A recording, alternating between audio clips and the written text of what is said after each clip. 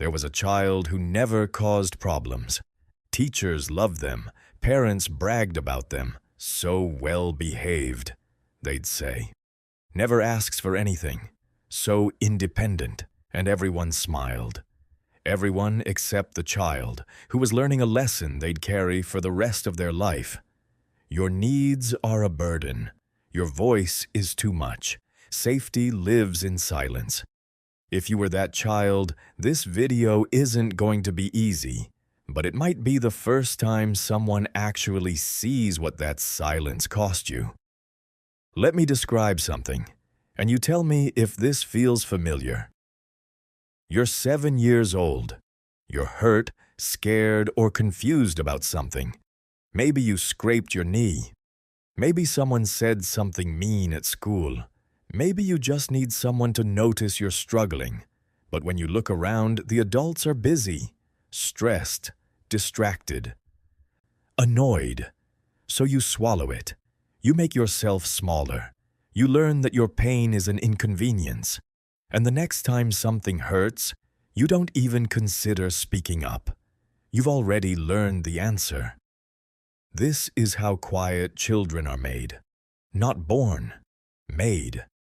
And here's what nobody tells you. That silence wasn't maturity. It wasn't good behavior. It was a survival strategy. Your nervous system made a calculation.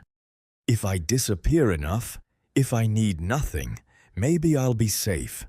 Maybe I'll be loved. Psychology has a name for this. It's called emotional neglect, but it doesn't always look the way people think. There was no screaming, no visible abuse. Your parents might have fed you, clothed you, kept a roof over your head. From the outside, everything looked fine. But here's what was missing: attunement. Someone noticing when you went quiet, someone asking, "What's wrong?" and actually waiting for the real answer. Someone seeing the child behind the smile and saying, "You don't have to be okay all the time." Instead, you learned that emotions were problems to solve, not experiences to share. That needing something meant you were weak. That the only safe version of yourself was the one that required nothing from anyone. And so you became the child who never cried, who never complained, who solved everything alone. The easy child, the invisible one. Let me tell you what happened in your brain during those years. Because this isn't just emotional, it's neurological. When children's needs are consistently unmet or dismissed, their nervous system enters a state called freeze. Not fight, not flight. Freeze. You couldn't fight back. You were too small. You couldn't run away. You had nowhere to go. So your body did the only thing it could. It shut down. It numbed. It learned to disappear from the inside out. Neuroscientists call this dissociation. Your mind separated from your body because staying present in your own experience was too painful. You floated through childhood in a kind of fog, watching your own life from a distance, never fully inhabiting your own skin. And the cost of that? You grew up not knowing who you really are. Because the real you, the one with needs and wants and big, messy feelings, never got to exist. That version of you was exiled before you even learned their name. Now let's talk about what this looks like in adulthood, because that quiet child didn't disappear. They just learned new ways to hide. You're the person who says, "I'm fine," when you're falling apart. The one who listens to everyone else's problems but never shares your own. The one who apologizes for existing, who minimizes your pain, who downplays your achievements because drawing attention feels dangerous. You're the person who ghosts when things get too close, who sabotages relationships right when they start to matter.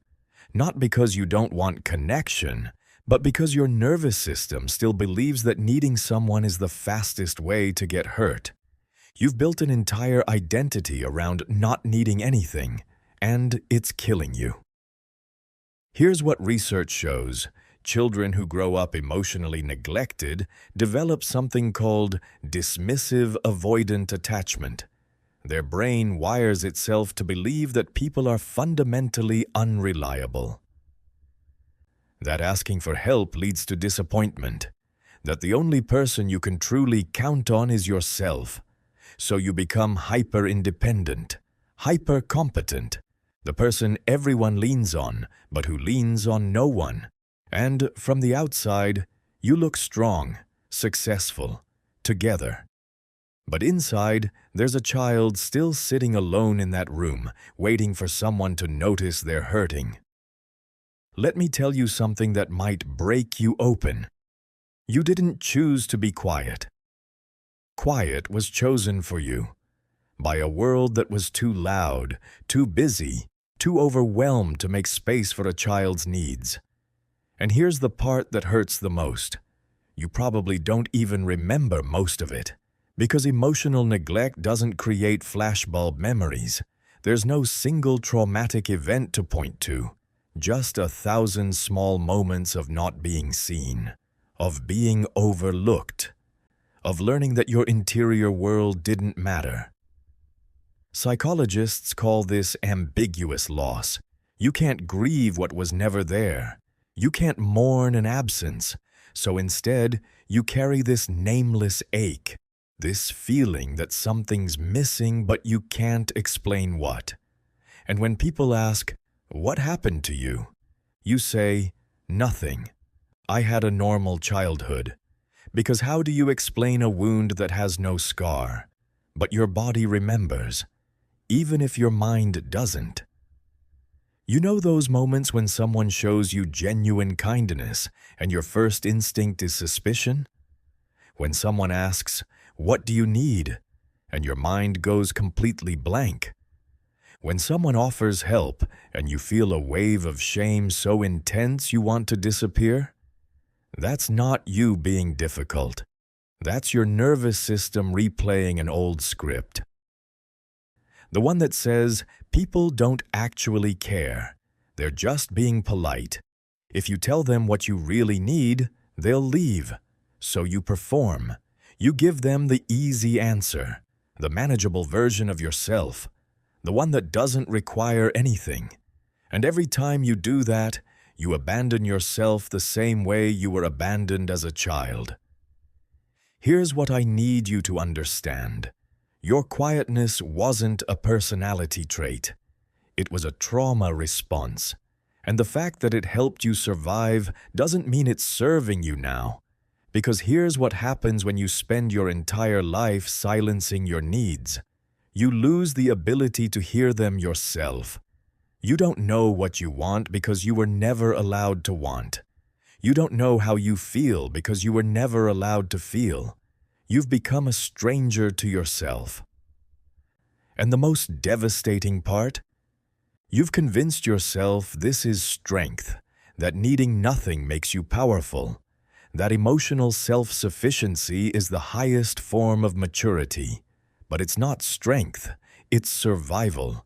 And there's a difference. Strength is being able to ask for help when you need it. Strength is knowing your limits and honoring them. Strength is saying, "I'm not okay," and trusting someone to hold that truth with you. What you've been doing. That's not strength. That's armor. And armor is heavy. And you've been carrying it alone for so long you forgot it's not part of your body. Let me paint you one more picture. And this one's going to hurt. Imagine that quiet child you were, standing in a room, needing something, hurting, scared, alone. And you, the adult you are now, walk past them, just like everyone else did. That's what you do every time you dismiss your own needs.